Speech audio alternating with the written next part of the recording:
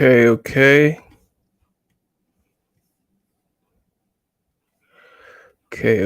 Just check in. Okay. Mic check 1, 2. Let's give people a minute to come in. Hit the like button, people. Good evening, everybody. Good evening. In a minute. Happy New Year. Hope everybody's year has been going accordingly. Let me know if you can hear me. Let me just give people a couple of minutes to come in. You know, I realized I didn't even promote this properly on YouTube. So let me just make sure that I do that before we get started. How's everybody doing? Oops, hang on a minute. Let's give people a minute to come in. Let me just post this up on the chat so that people have it. Hang on. That's terrible. Why does my Wi-Fi look so silly today? My Wi-Fi doesn't look good. I hope my Wi-Fi is not rubbish. Let me just make sure people are aware. Okay. And then I'll get started. I can't be long today because I need to get to bed. I have a long day tomorrow. What's happening, my people? How you doing? All right. So what I wanted to talk about today briefly, how many of you, and I put the thing out on YouTube, I said, how many of you, shout out D, how you doing, my brother? I don't know who D is. D, how you doing? What's happening? So how many of you are aware there's an election going on in Nigeria in 48 hours, less than 48 hours? Okay. If it's going on in 48 hours, it means that it's fairly imminent and there's been campaigning going on for a while. Galactic Soul, how you doing? Good to see you again. Namaste. D is a female. How you doing, D? My bad. I'm so sorry. I'm really not very good at keeping in touch with people. I need to be better. I know Galactic Soul, you're always in there. So good to see you guys. This is what I wanted to talk about. Okay, this election is happening in 48 hours. 48 hours. Oh, Mail, my bad, D. My bad, my brother. I did say my brother first. I'm in the currency situation also. Okay. All right, cool. So let's go. I'm gonna try and do my utmost to explain the current state of the situation in terms of the elections, what's going on, who the candidates are. But also what I want to do, because you know me, I have to go back a little bit. I'm going to go back just about 100 years just to explain how we got to the mess that we're in right now and why this election is so important. I have to say that there's a problem. Is there a problem with the internet? Is my internet not good? Give me a 1 if the internet's a bit janky. I don't know what's up with this internet. Yeah, it's not the best. I don't know why. Anyway, we keep it moving. Don't worry. We'll work it out. The main thing is that you can hear me and you can see me. Okay, so let me get to my point. So the election is happening in a matter of less than 48 hours in the Republic of Nigeria. Republic of Nigeria, for those of you who don't know, is the country where all your favorite pop artists, if you watch the NBA, All Stars, the 3 performers, I think 3 of the performers there were Nigerian. So Nigeria probably exports more pop artists per capita than any other place on the planet. Probably close to America, probably even more than America at this point in time. It's home of the great fella, as Deez just shouted out. But it's more important because people know about Burna Boy, Wizkid, Rema, Thames, and all these people.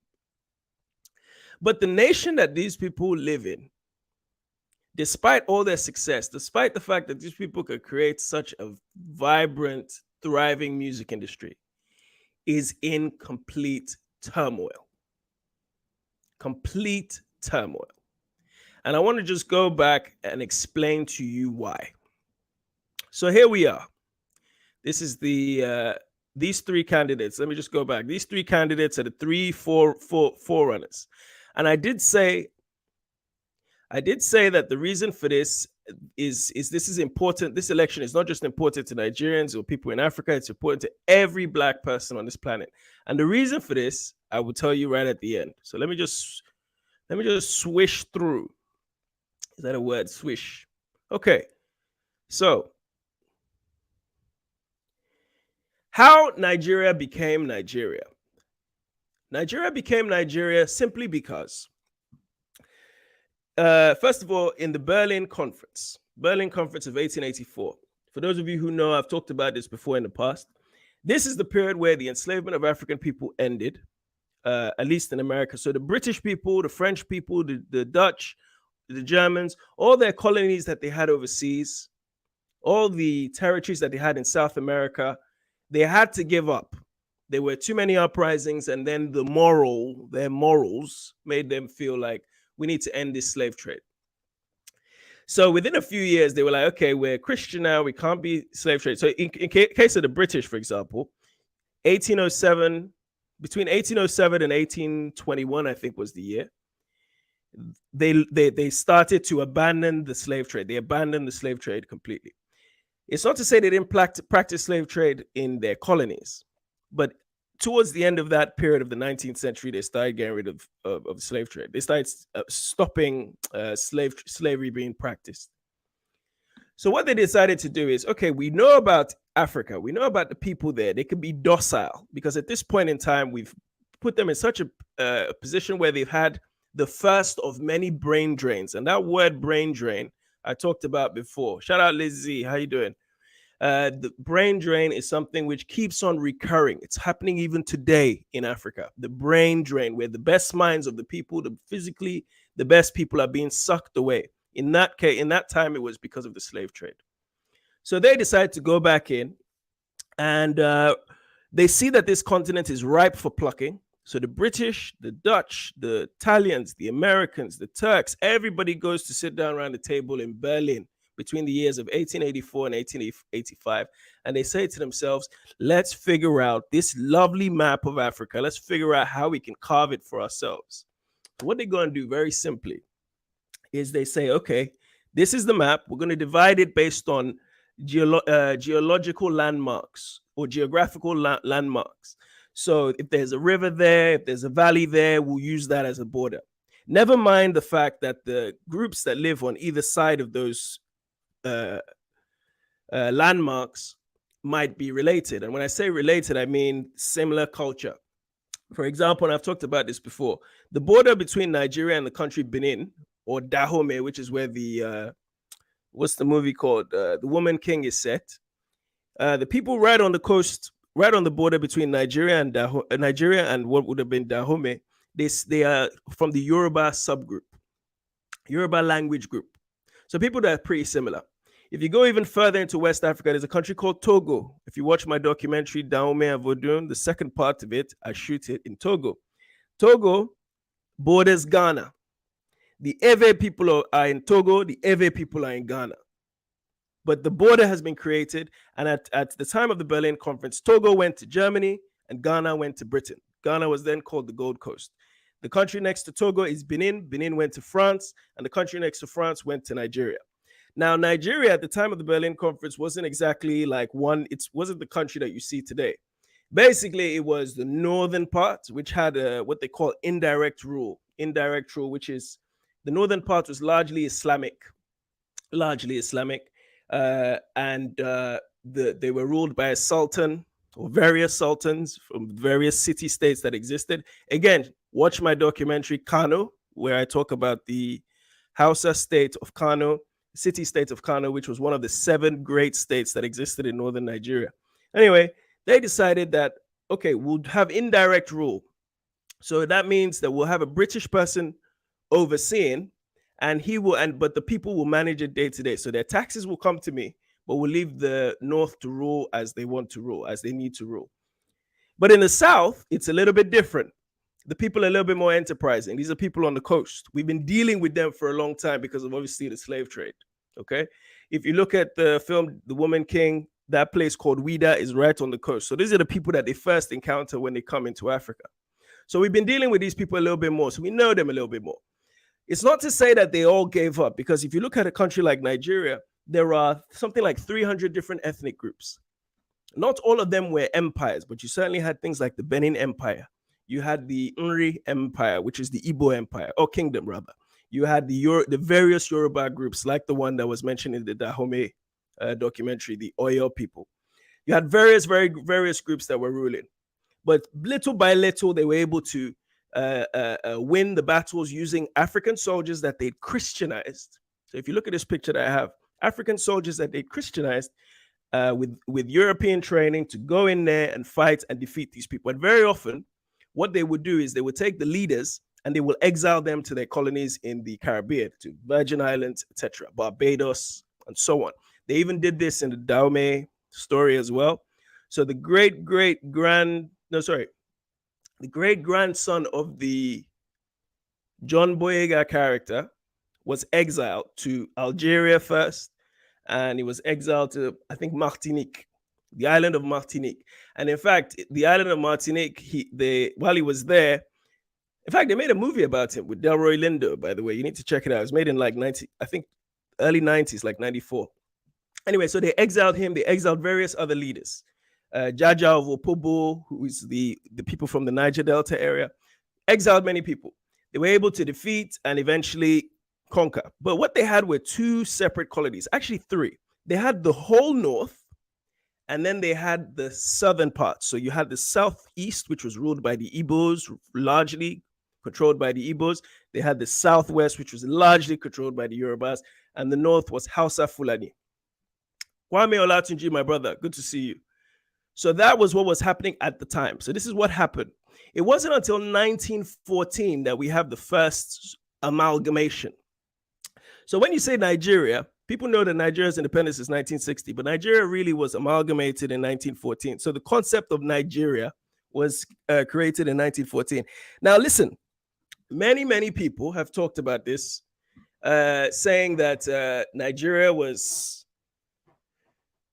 I think I've been seeing it a lot, like on TikTok and things like that. People have been saying that, Nigeria is a business, was created as a business. And yes, it was created as a business. None of the colonies at the Berlin Conference was designed to be nations. We never ever decided. They never decided that we're going to make nations out of these people. They just said these are colonies for the sake of business. Now, the British had a company called the Royal African Company. It was later renamed the Royal Niger Company, because if you know the Niger River starts in around Guinea, far into West Africa, sails all the way into Igbo land in Nigeria. Now, just so you know, I don't have a map for it, but if you look on a map, look at how far Guinea is. Guinea is like towards Sierra Leone, Liberia area. So probably the distance of, if you're in the States, could be the distance between maybe Montreal, Canada, and Mexico City. Probably something like that. So that's the sort of distance the Niger River flows. That's how big that river is. So they said they had the British have this company called the Royal Africa Company, which was renamed the Royal Niger Company. And because the Niger River has a very sharp bend in Nigeria, they sort of divided the regions. The northern region, which is the northern part of the river. Then the Niger River splits at a place called Onitsha. Onitsha is actually where I come from, Anambra State. So the southeast. It splits there. So you almost have one side on the left, one side on the right. I'll show you an image in a minute. So those two sides, one side was southeast, one side was technically southwest at the time of independence. But this man, a man called Frederick Lugard, who was the man overseeing, he was the general governor, the British general governor, him and his concubine, a lady called Flora Shaw, they were figuring out, okay, it's easier to manage this place as one colony. So he said to her, what should we name it? And I think this is Flora Shaw was not his wife, actually. It seems like she was his secretary, and then she later became his woman. So basically, the side chick of Lord Lugard named this area based on the Niger River. They called it the Niger area, which is where we get the name Nigeria. You see, because there's no, even the word Niger roots word where we get the word nigger, black land, black area. That's why the country to the north of Nigeria is called Niger. The French did the exact same thing. The country above is called Niger. Niger, Niger, and then we have Nigeria to the south.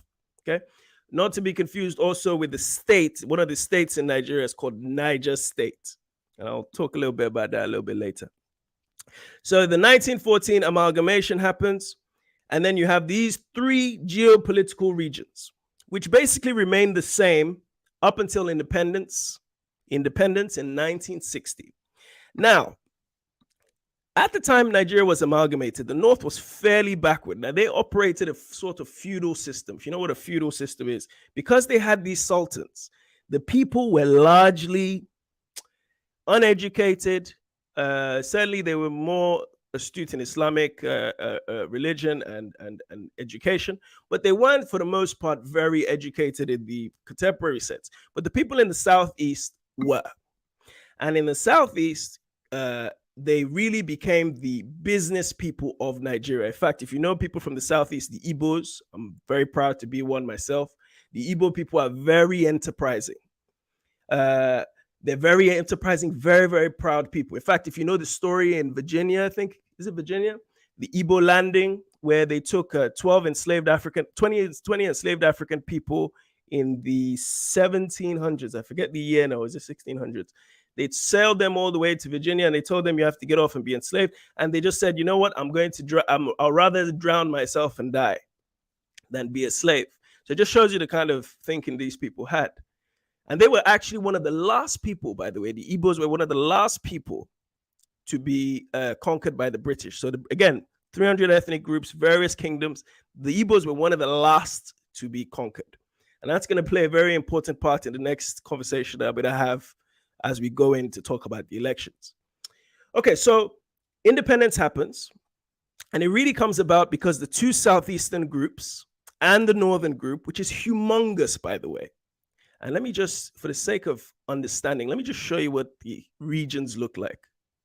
What am I doing? This is what the regions look like. So you look how small the southeastern region of Nigeria is. Look at the western region, and look how big the northern region. But I must say, as big as the northern region is, or was, as big as the northern region is, it is very, thank you for the correction, Lizzie, Georgia. As big as the northern region is, it is largely arable land. You know, they're close to the Niger, so it's close to the Sahara Desert. There's a lot of greenery, a lot of beauty, but it's also not, again, the Niger River confuses people because they separate the regions. The people directly to the north of the Igbos are not necessarily, they don't necessarily subscribe to the culture in the north. But we'll get to it another time. So back to my original point. So the Southeast comes up with the lead through their campaigning to try and end British colonialism. And British colonialism really comes about, first of all, under Kwame Nkrumah in Ghana and the Gold Coast. And then you have a man called Dr. Nnamdi Azikiwe, who's an Igbo man in the Southeast. He's the person who essentially becomes the first Nigerian president. A man called Abubakar Tafawa Balewa in the north becomes the first prime minister. Very educated man, very well spoken. And a man called Chief Obafemi Awolowo from the southwest. So that's the triumvirate. Those are the three leaders of the first republic. Now, Nigeria doesn't become a republic until 1963 because, remember, we still had the monarch, the queen. And I think the island of, is it Trinidad or Barbados? One of these islands only recently got rid of the queen as the head of state. So they had a prime minister and only recently got rid of the queen. So we did ours pretty much 2-3 years after independence. So independence in 1960 and then 1963. Middle belt doesn't come in just yet, Lizzie. Not just yet. So right, so the country is moving forward. The country is moving forward. Things are working.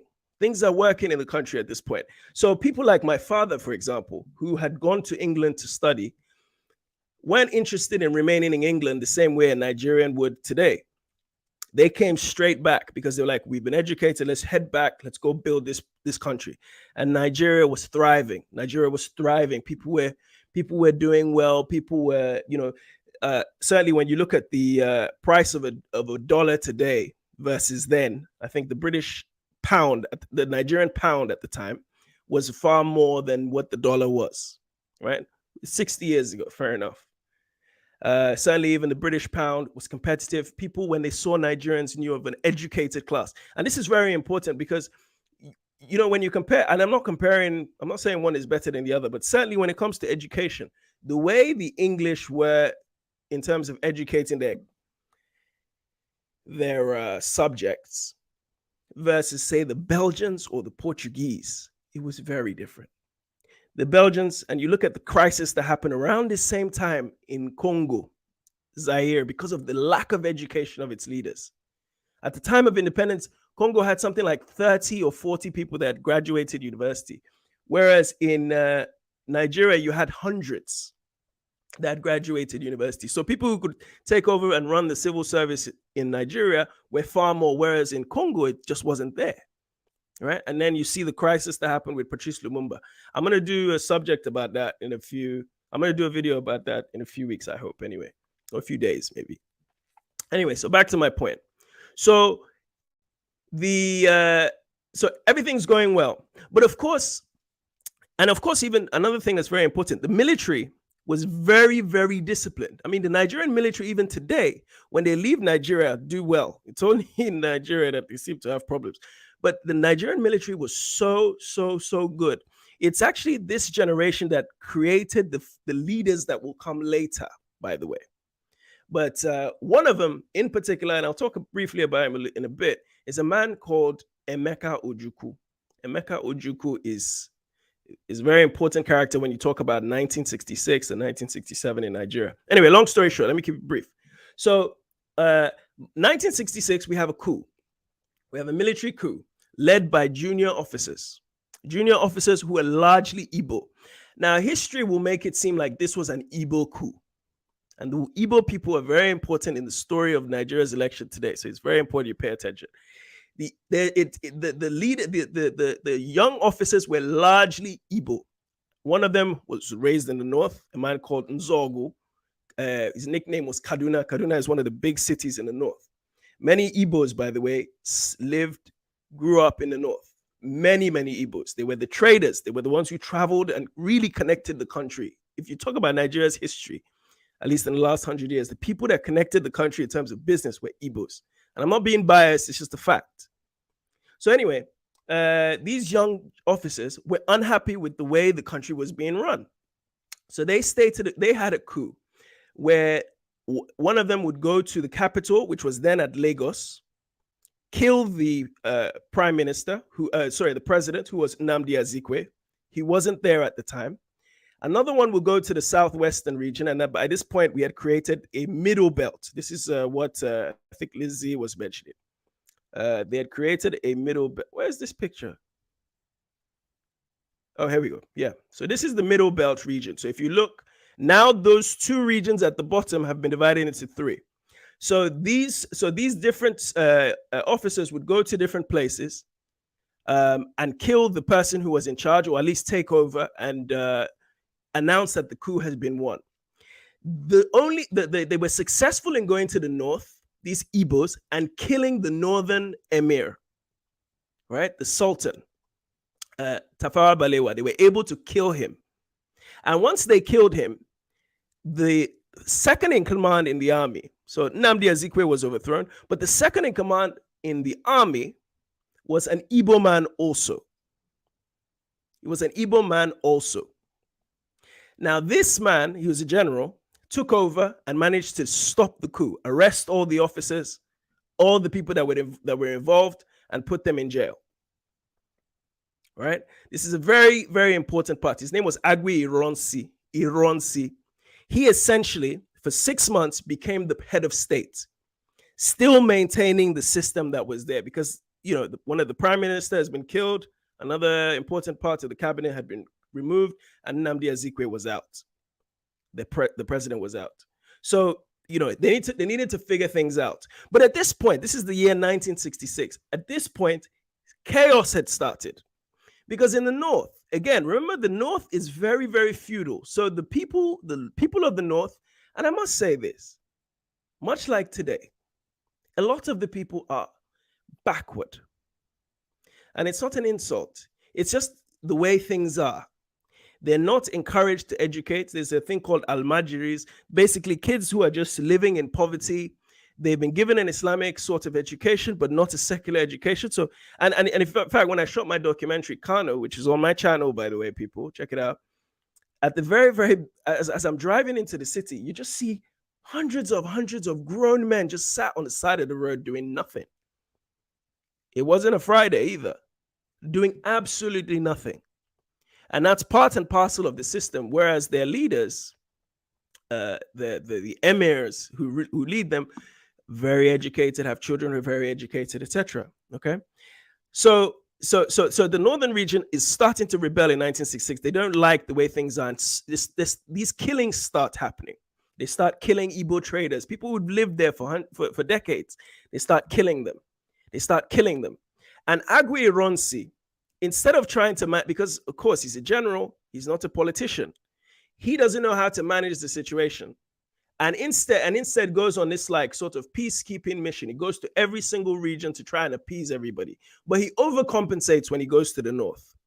But of course, what he doesn't realize is the northern officers are looking at this situation and saying to themselves, hang on, this was an Igbo coup. These Igbo people did this. And now an Igbo guy has taken over. And he thinks he can come to us and try and appease us. Big mistake. And within 6 months, Agui Ironsi is killed. So in the first 6 years of Nigeria's independence, we had 2 Igbo heads of state. The only 2 heads of state.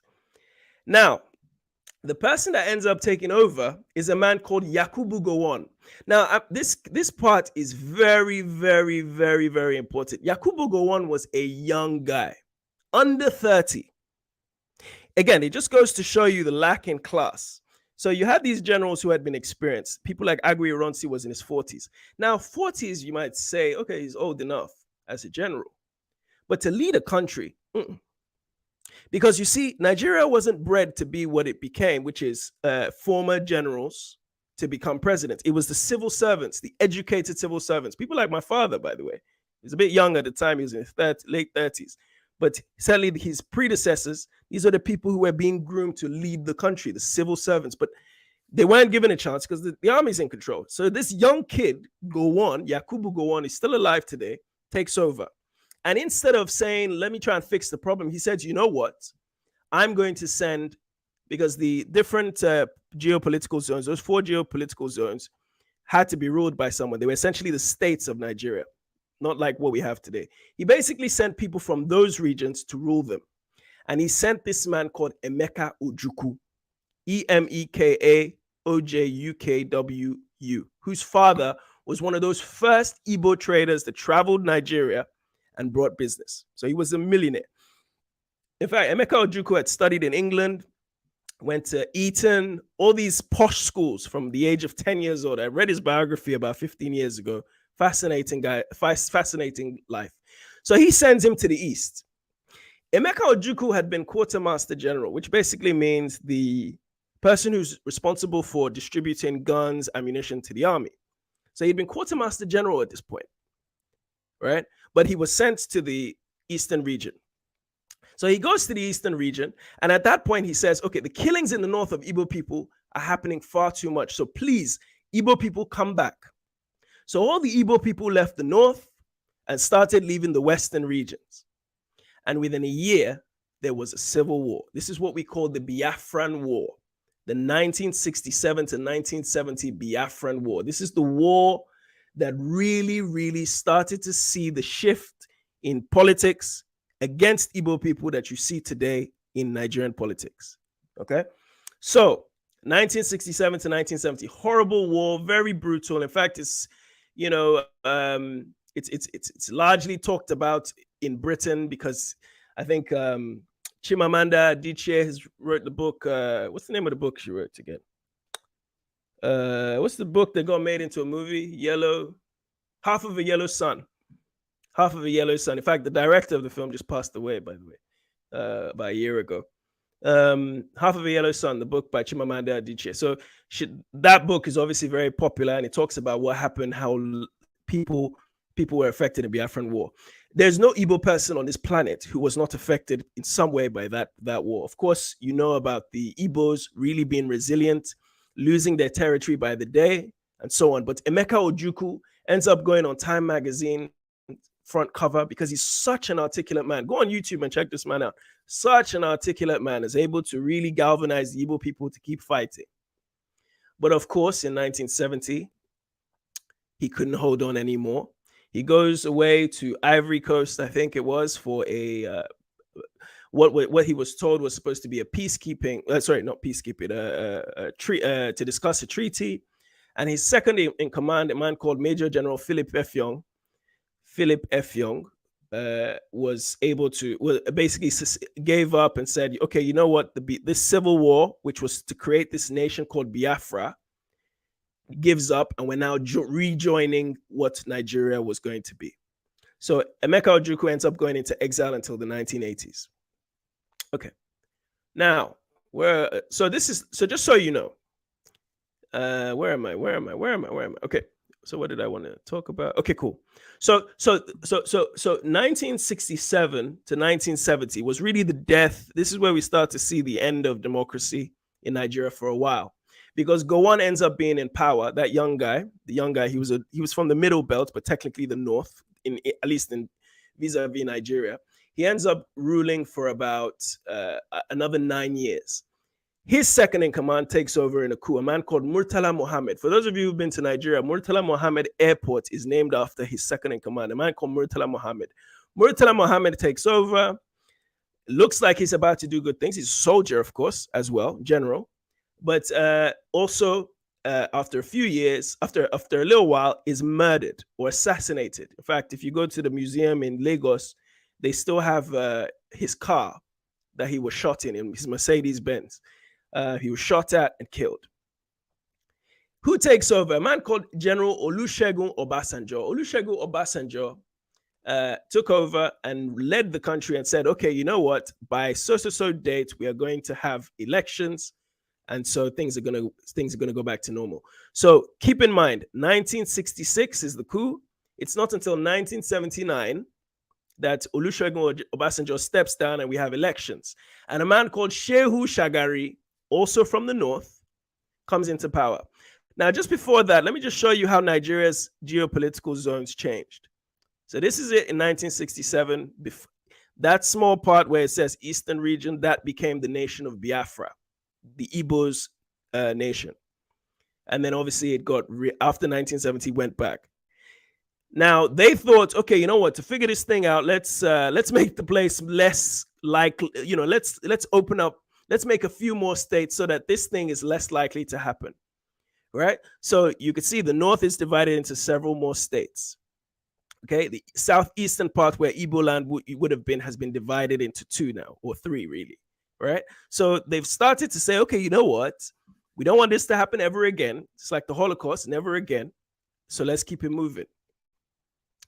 And then by 1991, this is what it looks like. But before we get to 1991, let me go back to 1979. So 1979, Shehu Shagari takes over.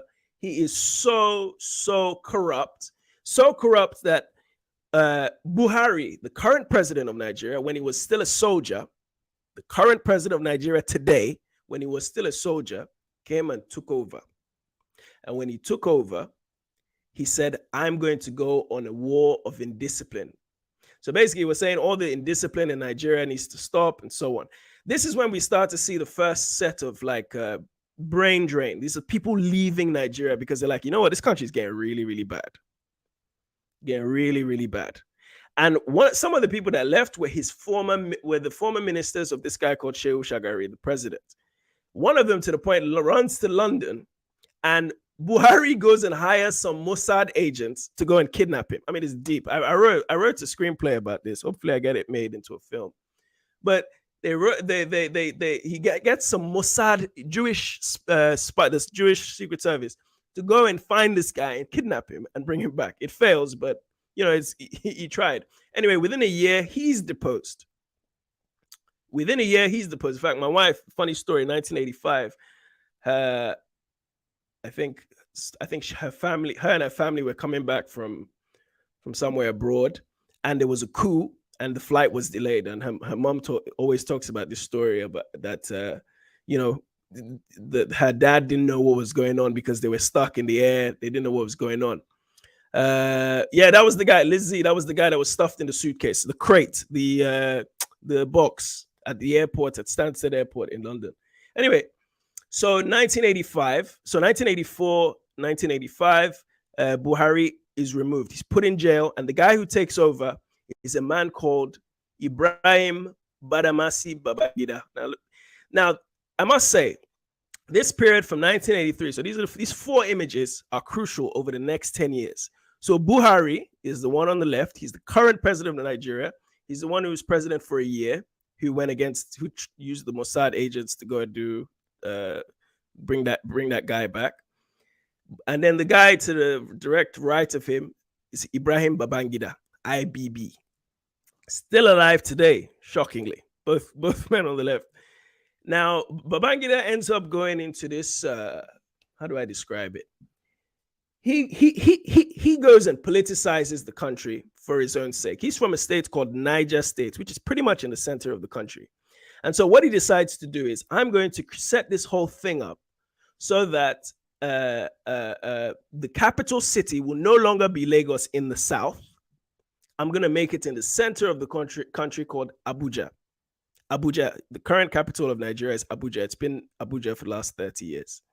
In the center of the country, but it's next to his state called Niger State. Okay, so I've given you three Nigers today. Niger area, which is Nigeria, Niger in the north, and there's a state called Niger State in the center of Nigeria. Babangida goes on a stealing spree. His number two is a man called Abacha, who's in the far right, who becomes important much later on. But Babangida goes on this crusade, and for 8 years he's in power. He basically says, I am going to come up with elections, just like Obasanjo did. He's the president who was there before we said we're going to have elections. But he's still a general. He's like, I'm going to make sure, you know, things get better. And he expanded the states. So this is when the states become 30 states. So this is when I was a kid in primary school. We always knew it to be 30 states, you know.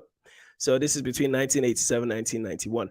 But he was in power for 8 years. He was in power till 1993. 1993, we have these elections. And these elections are being held by people from all over the country. But the guy in the middle, and I want you guys to see his face very well. Not in the middle. The guy in blue is a man called MKO Abiola, Moshood Kashima War Abiola, MKO.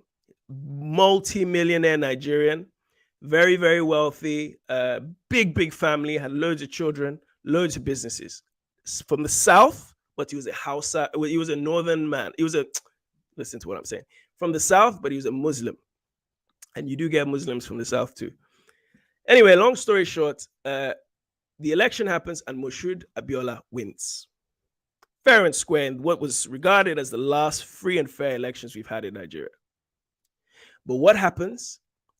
The elections are annulled, and the guy to the right, Babangida's chief of staff, takes over power.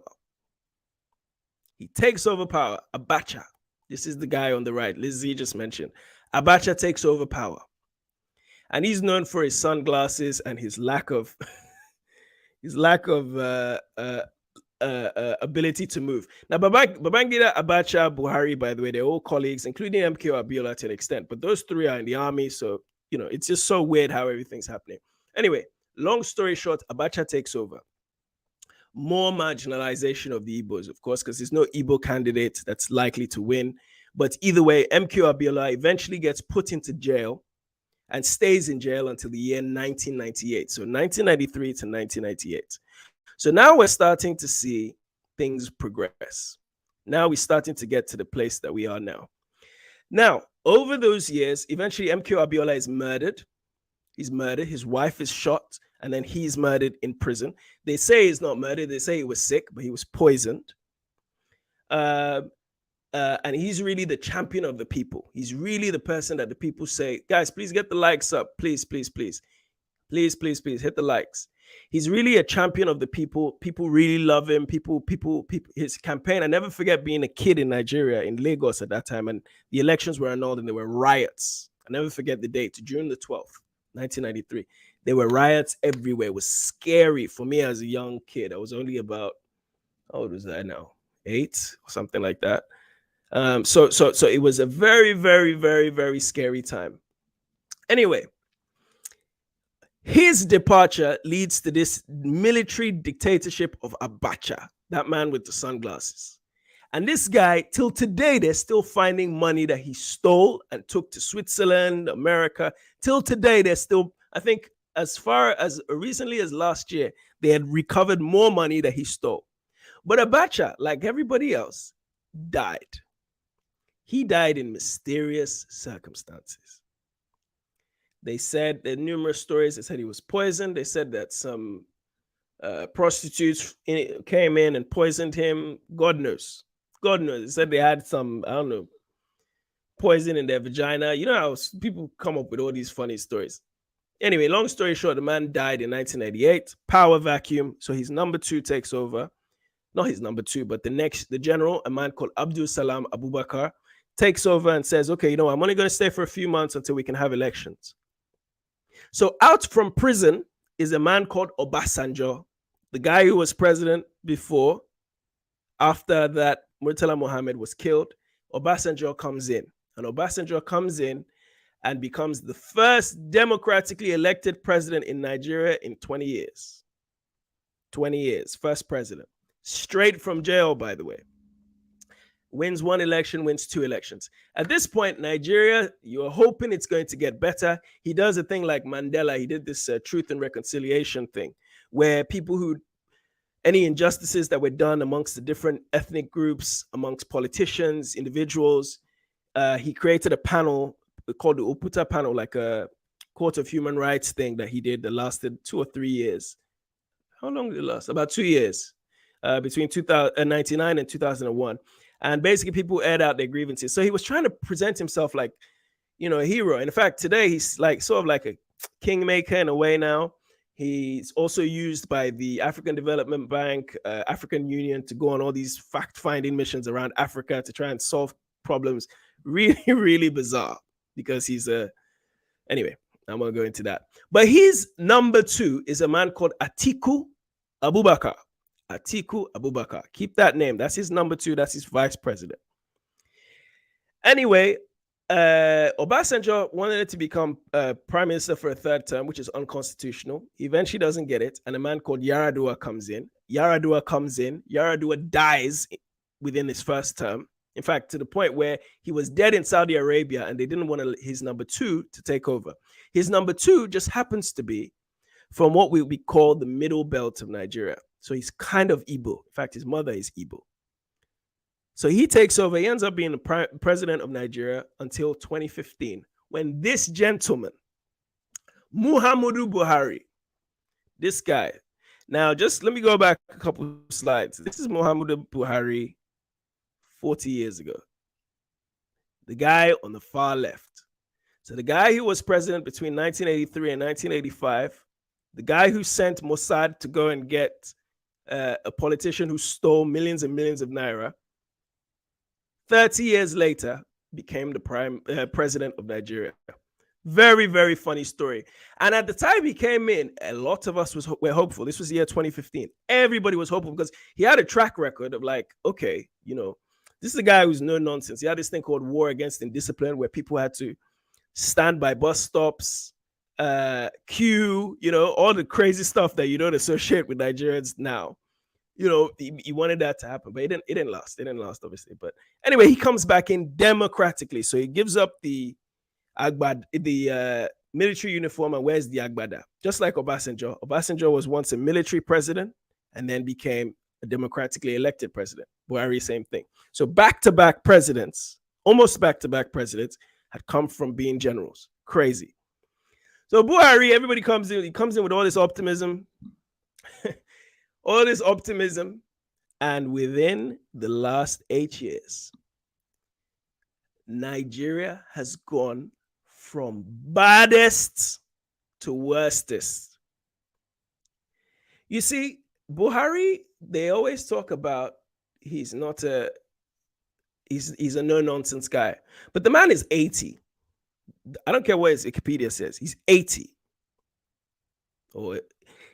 He has gone so Nigeria, we started to see the decline of the country after the first coup, just a little bit. But there was still optimism. The first coup is 1966. 1966, there's a second coup at the end of the year, which kills Agui Ironsi, the Igbo man. Then Nigeria is divided. And for 3 years, they fight a war. And after 3 years, they get back together and they start rebuilding the country. But some people were wise and started leaving. If you go to the UK, you go to the United States, most of the families that that are Nigerian came in the 80s. Some came in the 70s, but most of them came in the 80s. Because by the 80s, you had Shehu Shagari and his politicians that stole so much money that Buhari, this man, had to come back in. And the coups. So you have a president that's there in 1983. Another president takes over in 83. Another one takes over in 1985. Another one takes over in 1993. They cancel the elections. And another one takes over in 1993. So the country was in chaos. People there was no power. Throughout my childhood in Nigeria, late 80s to 1990s, no power. But at least there was still hope at times. Now, Nigeria, under Buhari, the poverty level has reached astronomical levels. We are now officially the nation of the poorest people in the world. I think we've surpassed India, China. Can you imagine? 200 million people, 200 million plus people. The poverty is there. Unemployment is at an astronomical level to the point where 20 years ago, we were worried about Boko Haram, which is the Islamic fundamentalist group in the north. Now, there are kidnappers in the southeast, kidnappers in the southwest. You have what they call the Fulani herdsmen. These are people who are herdsmen, these people from the northeastern part of the country who don't have any land and who just wander south. They're just wandering south and killing anybody in their way so they can use their land. I mean, Nigeria has descended into anarchy. There's no security, no power. Nigeria is an oil-producing nation, but we don't even have a subsidy that allows for fuel to be cheap for our people. Venezuela is one of the places where they're an oil-producing country, and people buy fuel for very, very little. Nigeria, the fuel prices go up constantly, and there is constantly a shortage. We don't have any refineries. We export our crude oil abroad and have to buy it back. And even the subsidy that's put there for it to be cheap for the people, they removed it. So no fuel. Right now, people are queuing for fuel. There's no cash right now. Not a joke. Right now, Nigerians have no cash. They get charged for withdrawing money. This is a recent thing. Because of Buhari, they've introduced this new currency. It's a stupid thing. They get charged for withdrawing money. And when they go and withdraw money, they can only withdraw a certain small amount. This is the level that we have reached to. There's now another brain drain. We talked about the brain drain in the slave trade. That was a forced brain drain. We didn't want to go. We were captured. We left. Then there was a brain drain in the 1980s, the big one. This is the big one. Those families around London, in Texas, which are the big hubs of Nigerians are there, cities around the world? In Texas, in Baltimore, big Nigerian community there. They start leaving in the 80s and 90s. That's why most Nigerians you find in a place like England are second generation, very few third generation. In other words, their parents were the migrants or they themselves are the migrants. So the brain drain, even right now, the minute COVID was over and UK opened up and said, we need teachers, we need medicine people, we need doctors, they ran because people with education can't get jobs there. under this government and not under any other government before. Toronto, thank you, Mark. Appreciate that. All this, though, is happening, but we have a thriving entertainment industry. Crazy, huh? We have a thriving sports, athletes. When I say thriving, sports in Nigeria is also terrible. We used to have a very vibrant football league. Nigeria used to be the top football team in Africa for many years. We are not there anymore. Our women are, but our men aren't anymore because we don't have a good league. But that's another story. But our private sector is so vibrant. And when I say private sector, I'm talking even our banking. Nigeria has, because not everybody has access to, say, the internet and so on. So they devised all sorts of incredible ways for people to be able to send and receive money through text, through their phones. And I'm not talking about smartphones, very, very old school phones. The music industry is able to thrive despite all the chaos out of one city, the city of Lagos. The city of Lagos. Because of the city of Lagos, Nigeria is not, excuse me, I mean no disrespect to my Somali people. Nigeria has not become Somalia circa 1990. Nigeria is still going, it's still a place where people could fly into the airport, go to a club, go to a restaurant, and leave. Incredible. You can't do it everywhere. You can do it in Lagos. But rest assured, if things continue, you won't be able to do it. So more recently, we had the EndSARS. For those of you who are aware about the EndSARS in the year 2020. So you had the murder of George Floyd a few months earlier. Most of the world was protesting in Nigeria. We kind of protested a little bit. But it made us think about our own police brutality. You see, the police brutality that happens in the United States has to do with a racial component. The brutality that happens in Africa has to do with an economical problem. The police are underpaid. So growing up in Nigeria, if I drive my car in Nigeria, and I have in the past, every corner there are police, not every corner, but police with their guns standing there waiting for money, trying to stop you, harass young guys for money. Guys like me with locks, we get stopped all the time, trying to get money out of us. Some of them will be beaten up. I know so many friends that have been beaten up by the police, thrown in jail, to have their car taken from them. So many horrible stories. So this George Floyd thing makes them think about it, and then they go and protest. But the Nigerian government, because it doesn't give a toss about people, and it's ruled by these old men who are, I don't know what kind of mentality they have. They basically go and say, okay, you know what? Sod these guys. Let's go and shoot. Let's go teach them a lesson. And you know what happened with the EndSARS? They ended up shooting a whole bunch of people. But the EndSARS thing was not just about police brutality. It was about the problems in Nigeria. Police stations were burnt across Lagos. All not the emirs, but the chiefs, the kings, I hate the word chiefs, the traditional rulers, their houses too. People attacked them. People attacked the wealthy. The police were scared. In fact, there were stories in Abuja, the capital, where some ministers had to disguise themselves to walk to the airport so they could go back to their hometown because they were so scared of the people rebelling. So this is essentially French Revolution. Those of you who know anything about the French Revolution in the 1700s, this is it. This is what it was about to be. It could have been so much more, but somehow we pulled back. And now we've decided 2023, we have an election. What's going to happen? So let me introduce to you the characters. Omoyele Sowore, and by the way, Omoyele Sowore, I made a documentary about him. I went and spent 5 days with him. It's on the channel. It's called 5 Days with Sowore. It's on the channel. You can check it out, part 1 and part 2.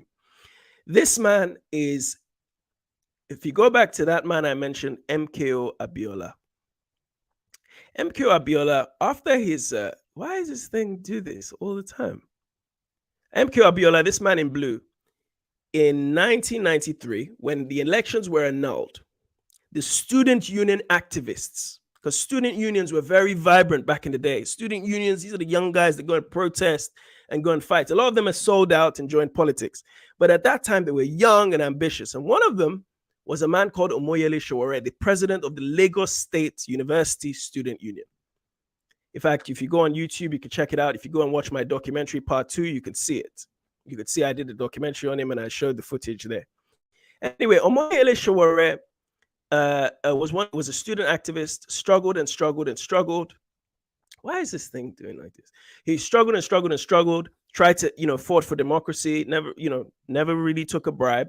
And 1999 moves to America, starts a family, starts a thing called Sahara Reporters, which is basically the WikiLeaks of Africa, where he would get people in Nigeria to send any information, proof of things that they had, and he will expose politicians for the stealing and the corruption that they were doing at the time. Every single person that is running for president right now, with the exception of one guy, and every single one of the main candidates, he's done exposés on. He's got a company called Sahara Reporters. It's the WikiLeaks of Africa. They were the first people to break the story of that underwear bomber, the guy who tried to blow up the airline in America in Boston. Where were they? It was somewhere in Boston, I think, that Christmas Day bomber in 2009. Anyway, so Sahara Reporters has done great work. Anyway, in 2018, he came back to campaign to be head of state. And I call this guy the nation's conscience. He's not likely to win, in my honest opinion. But he's the guy who speaks from the heart, exactly what the poor man, poor woman feels. So he's part of the African Action Congress. And if you want to know more about him and Nigeria's sort of history, watch my 2 documentaries. Part 1 and 2 are on the channel, where I spent some time with him. I interview him in depth. I go to his village and so on to see how this guy was formed. The next guy is Atiku Abubakar. Remember, I told you earlier, I said, remember that name, Atiku Abubakar. He was the vice president when Olusegun Obasanjo, this is the first president after the military era, the first president in the so-called democratic phase in 1999. He's the first president. So this guy was his number 2. Okay, let me just quickly, a couple people asking questions or making statements. Districts are, yeah, thank you, Lizzie, thank you, appreciate that. And D, thank you very much for staying there. Atiku Abubakar, his background was in the customs agency of Nigeria, customs. So if you know how you have, customs is the same everywhere. It's customs, people who deal with importing and exporting. So this is where he came from. He ran unsuccessfully as a governor and president. He was always very unsuccessful at running for seats. He also ran in 2018. He ran back in the 90s, but he also ran in 2018. In 2018, he ran, and his number 2, the person who would have been his vice president, was a man called Peter Obi. Keep that name in mind. We'll come to him in a minute. Anyway, Atiku Abubakar is from a state called Adamawa in the northeastern part. And he's the number 1 employer in his state. What does that tell you? He has schools, he has universities, he has businesses, he employs people in his state. But education in his state, in terms of state education, is non-existent. But he has schools, he has universities. Obasanjo, by the way, his boss, the president, he has schools, he has universities, but they never did anything to sort education out in Nigeria. This is Atiku Abubakar. So he's with the People's Democratic Party. This is the main party, the party which in 1999 became the dominant party. We have a 2-party system effectively in Nigeria since 1999. And those 2 parties were basically new names for the same parties that existed in the 90s and even going back to the time of Shagari in 1979. So it's basically, they just keep changing the names, but it's 2 parties now called PDP, and the other one is called the APC. So Atiku Abubakar is the second candidate. He ran unsuccessfully the last election, and now he's running again. The third guy is a man called Bola Ahmed Tinubu of the APC. Bola Ahmed Tinubu, he was governor of Lagos State, so governor of Lagos. And I never forget, because I remember 20 years ago, he was governor for 8 years, from 1999 when democracy came back in, from 1999 to 2007. And he was he was renowned for, on a Saturday, we have this thing in Lagos called environmental. So basically on a Saturday, you're supposed to clean your house. Certain Saturdays a month, you're supposed to clean your house. And I never forget when there was one day, I think we were going to the airport to pick my sister up. She's coming back from England. and it was environmental. And I never forget him on the back of a big lorry. We call them Black Maria, these big black trucks, looking to arrest people. So this is a guy who he sees Lagos State, the main city, the city of excellence, as his home. This is his place. He does his thing there. But his story goes back to Chicago. In fact, Omoyele Sowore did a story about him. Back in the 80s, or was it the 70s, in Chicago, he was involved in some drug dealing. Atiku, by the way, just before, was in he was also had a case in is it Potomac?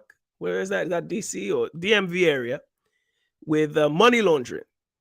This one has a case with drugs. So these two people who are the top candidates for president, this one has a problem with money laundering in America.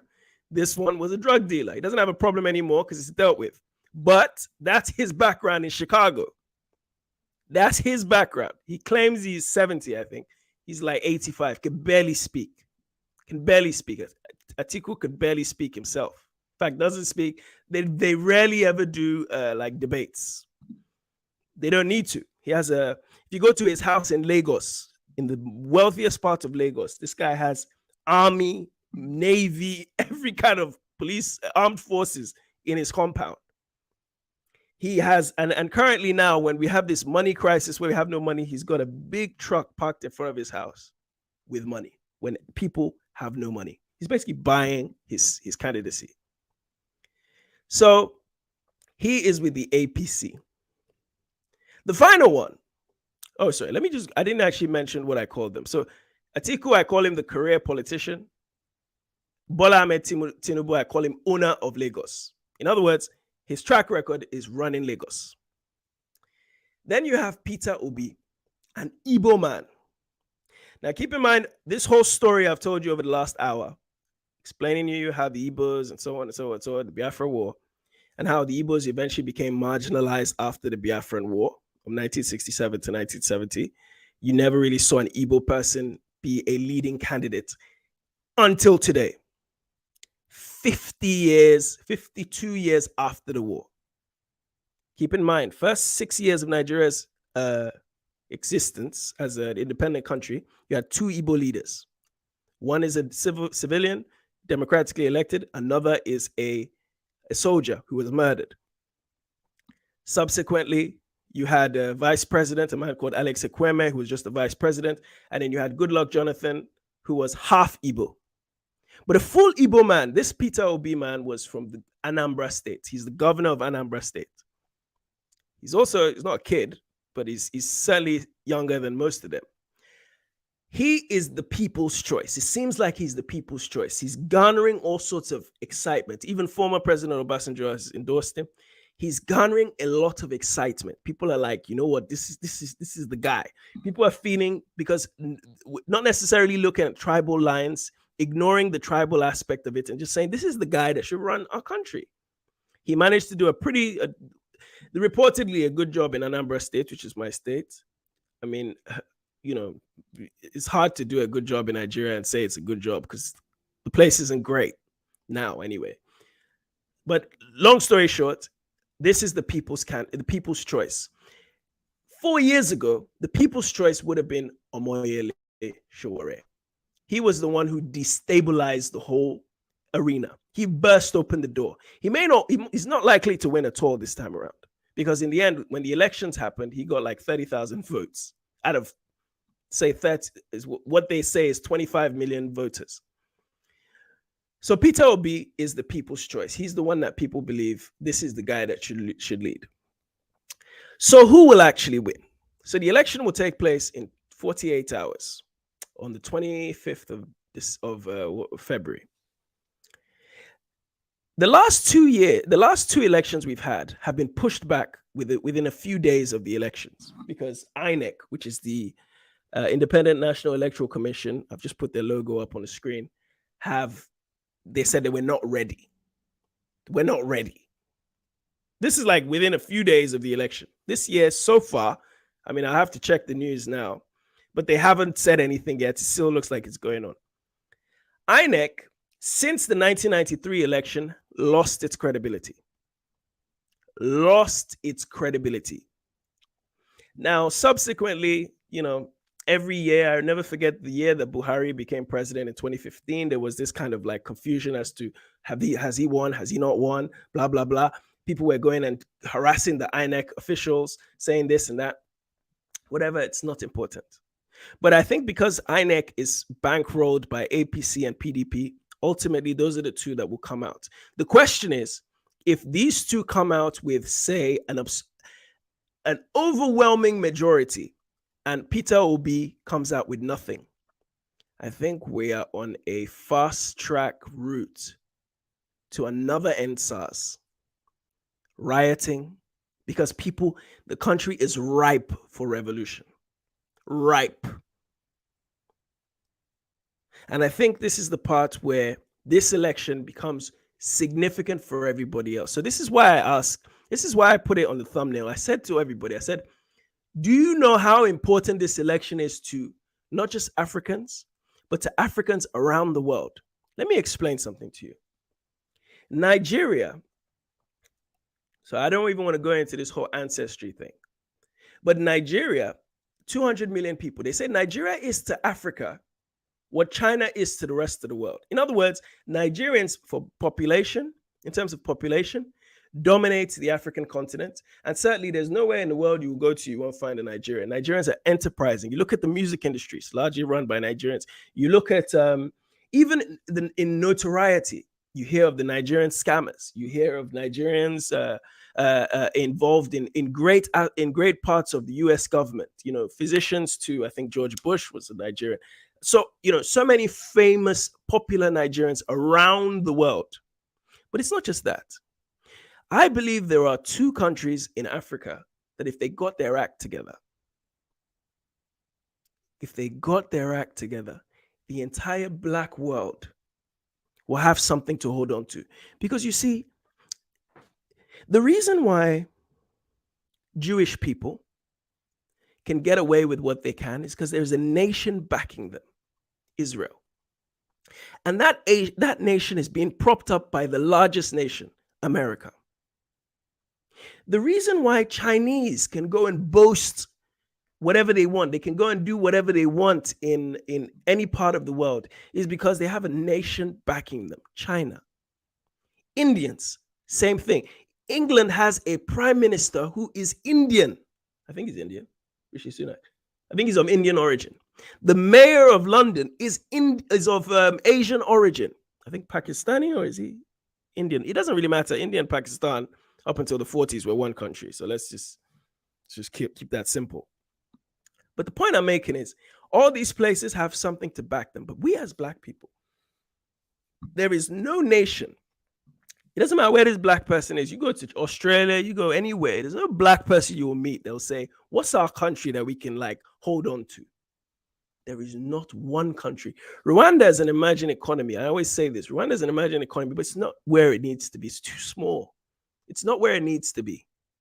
It's got to deal with its own crisis in Congo. But Congo and Nigeria, if they get their acts together, specifically Nigeria, because of what Nigeria is to the West African coastline, because of what Nigeria is to the world. So I think if Nigerians can figure this thing out, Ghana has become a popular place for African Americans, Africans in the diaspora to go and visit Caribbean people and so on. But Ghana is really, and no disrespect to my Ghanaians, especially my boy Kofi might be annoyed. Ghana is a 20 million or so population. Even the music industry that they invented, the Afrobeat, Nigerians have gone and dominated. Sadly, Ghanaians have a very, Ghana's colonial thing is different to Nigeria because Nigeria was merged. I explained to you how it was merged. Ghana is different. Ghana, largely, most people speak Tree. So the Ashanti Empire was if you look at how big the Ashanti Empire in terms of the country was, it was significant. Whereas you go into Nigeria, just the southern part, you have the Benin Kingdom, you have the Oyo Kingdom, you have the Egba Kingdom, you have the Nri Kingdom. Just in the west, the southern part of Nigeria. So you had so many dominant, loud voices. Loud voices. People know about Yoruba, Igbo, and Hausa in Nigeria. They don't even know about Benin people. Bini people in the southern part of the country, in the center, they are louder. They had an empire. They once colonized the Igbos. So we have some loud characters in Nigeria who, if they had a country that was flourishing, a nation that was working, there is nowhere in the world. Okay, let me not exaggerate. There is nowhere in Africa that could compete with them, and everybody will go and jump on them. I always say this, right? Growing up, they said African Americans were the most copied people in the world. African Americans, you know, in terms of your culture, the way you dressed, the way you whatever. I always used to say, even 20 years ago, I used to say, Nigerians are the most copied people in Africa. But you just wait. People are going to start copying them around the world. Nigeria at this point, Nigerians, if you go all across Africa, even the way Nigerians have their weddings, and I'm talking specifically about the Yoruba wedding, the way they dress for the wedding, everybody around Africa is copying the weddings. My mother is from Uganda. In Uganda, they do weddings like Nigerians. Everybody's trying to be with a Nigerian. You go and listen to all these South Africans and these Eastern Africans. Somebody said, this guy is very divisive. Who are you talking about, Marlon? Me? Divisive?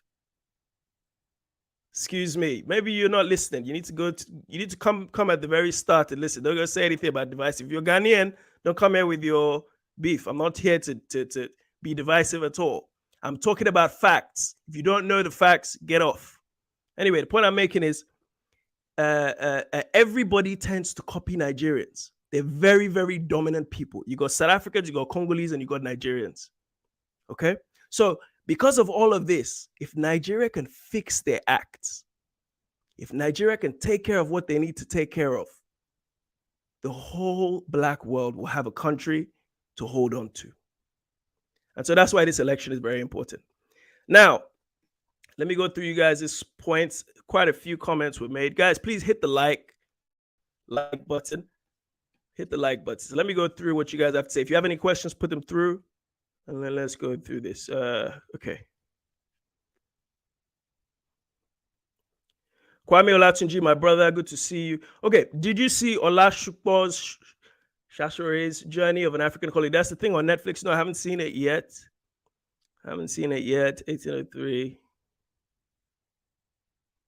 Nigerian schools were sought after during that time. I think you were talking about, during the early 60s when Nigeria was independent, when Nigeria just got its independence. Yeah, very, very true. Atiku is one of the candidates running in the election. Yes, correct. Let me post these actually. Okay, so I heard that Nigeria sends oil to Spain and the energy prices are relatively low. Got to take care of home first. Of course. By the way, you see, Nigeria, we have no refineries. We're building one at the moment. The Nigerian government essentially gave money to a man called Aliko Dangote. If you know who Dangote is, he's one of the wealthiest. I think he's the wealthiest man. I think he's the wealthiest black man in the world, I think. But certainly the wealthiest man in Africa. Is it? I think it's the wealthiest black man in the world, or one of them anyway. And he's building a refinery that's being financed by the Nigerian government. So essentially, he will be given the monopoly of being able to take Nigeria's petroleum, refine it, and then sell it back to the Nigerian government. Basically, a different type of model to what the Americans do. So our number one, I think we provide our oil. The number one person we provide it to is the U.S. government. So U.S. government will then refine it and then sell it back to us. Very, very strange. So that's being taken care of. And I think over the next 12 months, we'll have a refinery. But it's not really amazing. Lizzie Buhari promised the refinery every year while in office. They're yet to get Dangote's refinery. Yeah, Lizzie, that's exactly what I was talking about. Kwame Olatunji, I was in Nigeria when Abiola's first anniversary after his death. So 1999. And I think you guys should really look up the Abiola story. He's kind of romanticized as if he was he's a wealthy man, and he wasn't, he did business like all Nigerians do business. So, that's not the man. It's just that he was Nigeria's first genuinely, at least from INEC and all the people that oversaw that election, they said that was the freest and the fairest. So the question is, Why wasn't he allowed to lead? And how different would Nigeria be if he was allowed to lead? That's the biggest question about it. It's not so much whether him as an individual, is the fact that he was chosen to be president and the Nigerian government did not allow, or the Nigerian leadership, Abacha, did not allow him to do so. Okay, Tito District. The elites shouldn't have a moment of peace from the masses of the people. That's what we know that. The question is whether or not the masses are ready, and I think they are. I think they are. Jags, good to see you. Here. Why are your Nigerian youth so scared of people? I mean, for a country with over 300, I don't know if it's 300 million, but I get your point. And a boast about being the giants of Africa, someone should be able to pull a trigger. Let me just say this. You see, Nigeria is great in theory. Nigerians are great in theory. And certainly individually, there are people that always pop up. But as a people, we're fairly backward, pretty backward.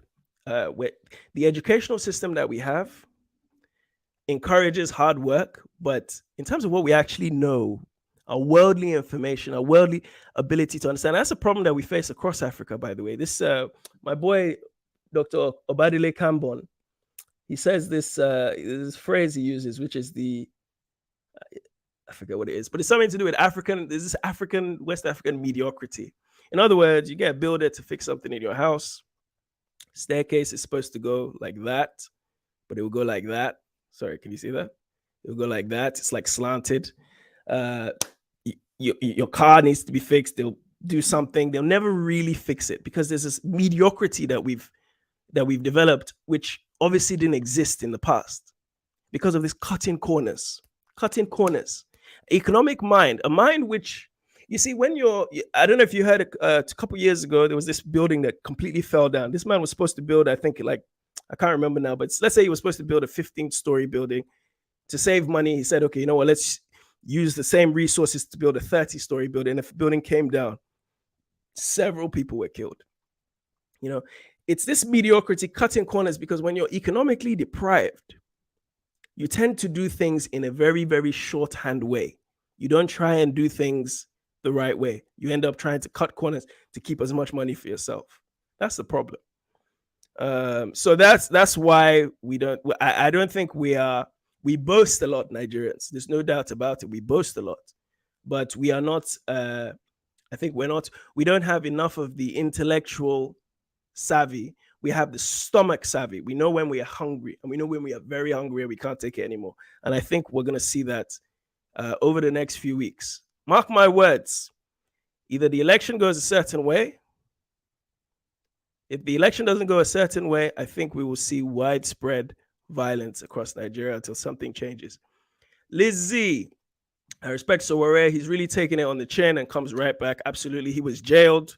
He was in jail a few months ago. In fact, my documentary was shot when he was just released. He's currently even he's restricted. He's not even allowed to leave the country. Galactic Soul. Yes, it's class economic warfare. Something agwan with police in Jamaica. Underpaid police breeds bribery and corruption. Yes, we see this. Exactly. Something similar that happens in Jamaica. You see, this is the point I'm making about this thing in the black world. We don't have anybody, any nation that we can hold on to and say, this is our big brother. You see, the Chinese China is there. It's the big brother of everybody. Singapore, everybody. They may not like each other, but they rely on each other.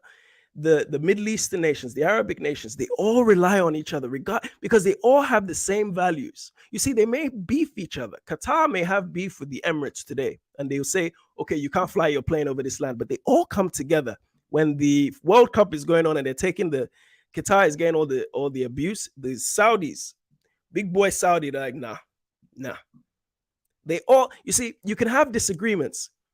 Khrushchev and JFK, Khrushchev and Lyndon Baines Johnson, they didn't like each other, but these people weren't about to give up their power as white people. They rather, you see, and this is another episode I need to do, is the Cold War. The Cold War, we talk about it as a war of words between these two places, but the Cold War was a war in Africa. How many thousands, if not millions of people died in Africa during the Cold War? How many died in South America and Latin America?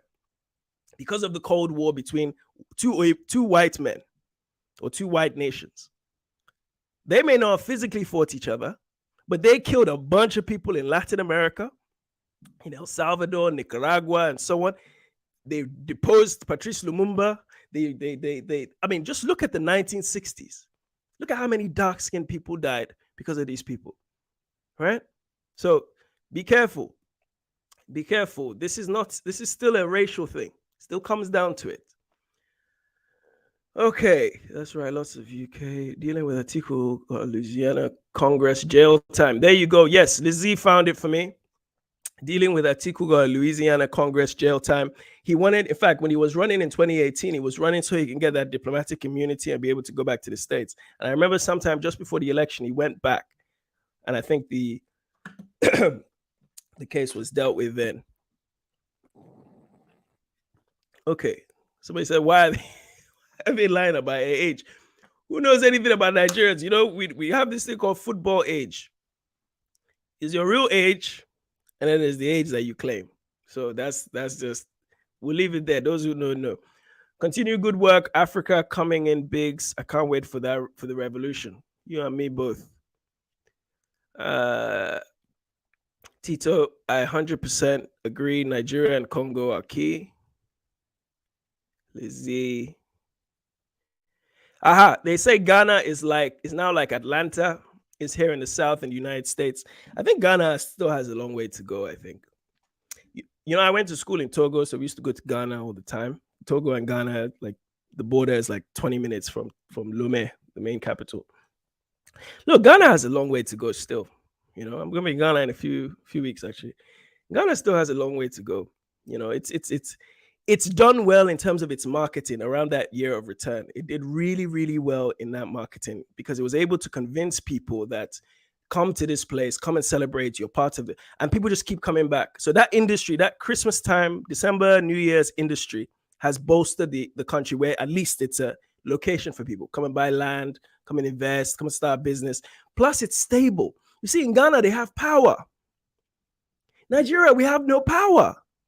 You don't switch on the lights like this and expect them to. If I was doing this live in Nigeria, 1 hour, 22 minutes, I would have switched it off and on at least. It would have gone off and on at least twice. You would have been hearing in the background the generator on with a loud noise because that's the only way I would have been able to do a live like this. Can you just imagine if Nigeria just had power for 24 hours? If Nigerians can do all the things they can do now with power for 24 hours, what do you think they'll be doing? They'll be they'll be on Apollo 13 or 25. All right. Ghana is very popular now. Yeah, Marlon. This guy is very divisive. Who's this Marlon guy? I'm divisive. You don't know anything about me, my friend. Okay, Nigeria is the size of California, Nevada, and Utah combined. Or more specifically, I think, yeah, about that, I think Alaska's bigger than, let's say Texas. I think Texas is probably the closest in size to Nigeria. I think, yeah. It's a small, like, and this is the other thing. Nigeria, to fly around Nigeria, you could fly from one corner of Nigeria within an hour. It's not that big, but it has all these people. And this is one of the cons that the politicians use. They try to say that Nigeria is too big or too complex. It's complex, but it's not too big. It's manageable. Everybody can manage. Look at America. How many different people claim nationalities in America?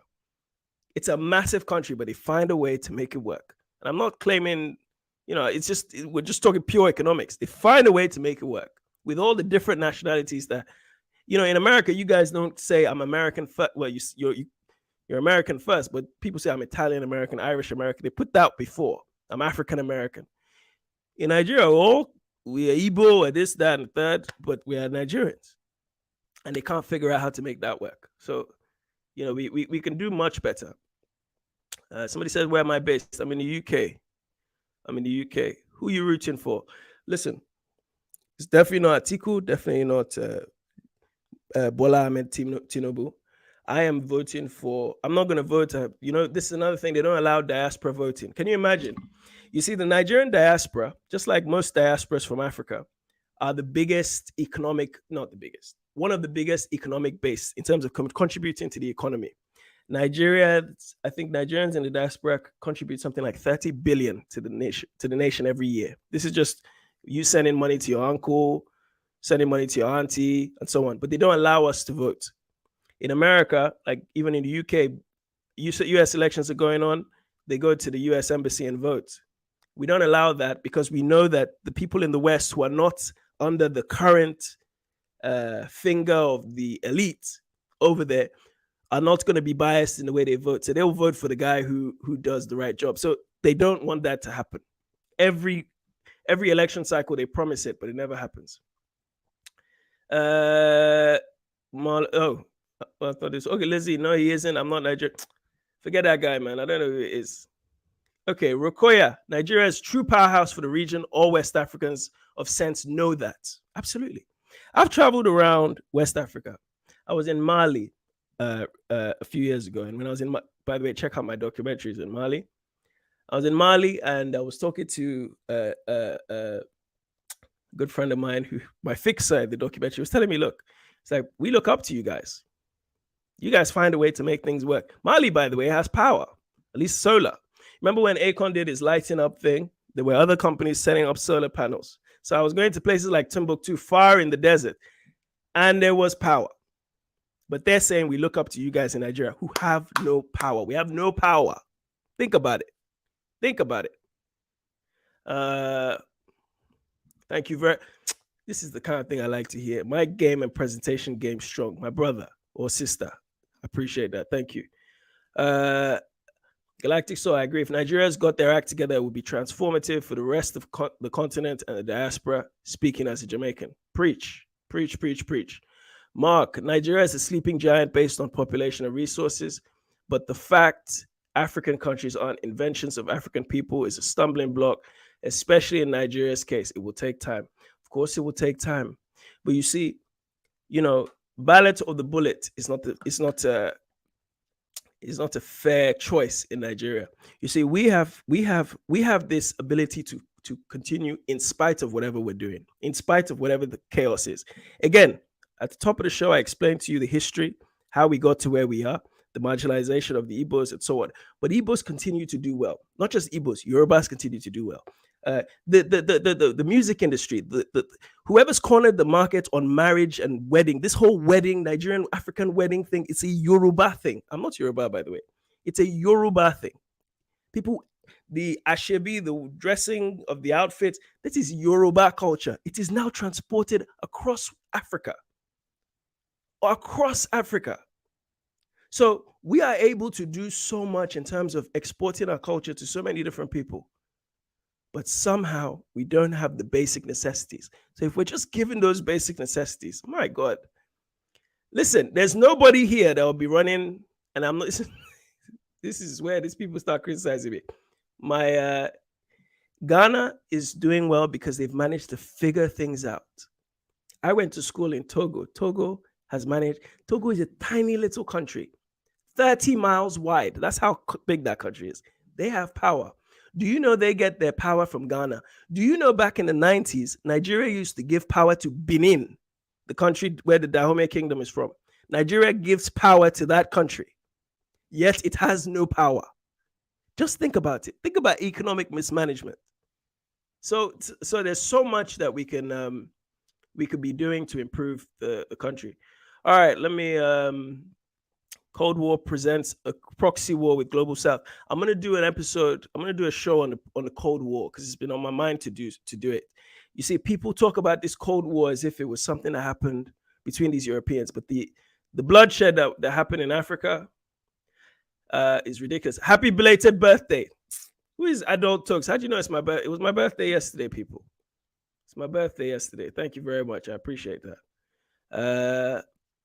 I think that commentator may have meant in the sense that Ghana, like Atlanta, is seen as a black Mecca. Not sure who that was. It's the same for Zimbabwe. Diasporans aren't allowed to vote either. Yeah. Oh, my sister Courtney with the super chat. My sister. God bless you. Thank you very much. Shout out to Courtney. Courtney, we need to do something, We need to do something. That's soft power, which is important. Nollywood is pretty big in the States. Look at that. We didn't even talk about the film industry. The film industry, we know about the music industry, but the film industry, sorry, we talked about the music industry, but the film industry of Nigeria, what people are able to make to the point where Netflix and Amazon are bending over backwards to try and do deals with Nigerian companies to make movies with people who have no power. And with all due respect, Nigerian films are not, I gotta be careful with what I say. They're not to the standard, an international standard. But the people who buy it know it. Those of you who go to the Caribbean, those of you from the Caribbean know about African films, Nigerian films. Those of you in the Caribbean know about Nigerian films. And then those of you who have Netflix now are seeing the modern day Nigerian films. We are able to create an industry out of nothing. Most of these guys are former bankers, former lawyers. We don't have film schools. I mean, we have a few. But for the most part, it's not film schools that are training these people. These people are just like, you know what? I want to tell my stories. Now, we could do it. We will improve as time goes by. But anyway, Tito, thank you very much. Happy belated birthday. My people, I appreciate you guys joining me today. Please hit the like button as you're coming in. Let me just remind you. Subscribe. You have to subscribe. I have like a 60% engagement or something like, no, 30% engagement or something like that. So please subscribe. We need to try and get this thing up to 10 G's subscribers before the end of the quarter. I'm dropping a new documentary soon. I'm in post for it's a 4-part series on Egypt. Unfortunately, that one I have a feeling it's not going to make it to the channel, but I'm going away to shoot some new stuff next month. So you can check it out. I was recently in Canada, actually, by the way, guys. You guys didn't know. But anyway, last comment, and then I got to bounce. It's really late where I am. Most African economies would crash without remittances from the conceptual West. Absolutely. It's in a way, we in the diaspora, we Nigerians in the diaspora, Africans in general in the diaspora, the money that we send back home to loved ones essentially is an economy that you can influence voters. You can almost say to your family members, look, if I send this money to you, you have to vote this way. But there's some of us that just send money every single Western Union, MoneyGram, all these different companies. They are making their money off Africans in the diaspora, Caribbeans in the diaspora, but largely Nigerians. There's no two ways about it. A Nigerian man, once you make it abroad, you have a responsibility to send money back home. Doesn't matter who you are. So this is something which is always on my mind. Since I was 18, I knew this. Since I was 18. The unification was done for economic reasons, and the colonial administration sought to use the budget surpluses in southern Nigeria to offset this deficit.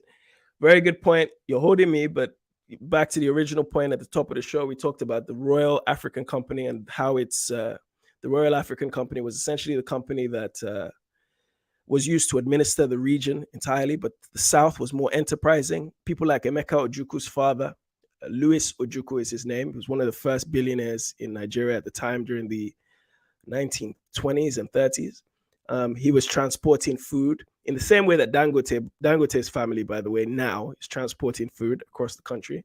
But anyway, they were able to, the education and the enterprising nature of the people in the South helped bolster up the North. And that's why a lot of Igbos moved north.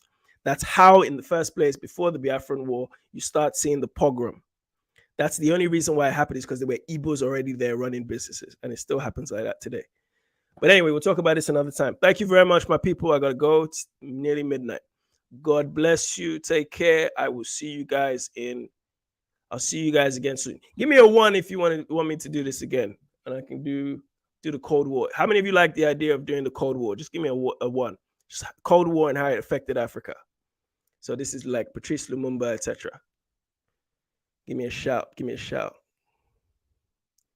Give me a 1, 1, 1. Okay, you know what? Just leave it in the comment section if you want it. I gotta go. Good night, everybody. Take care. Peace.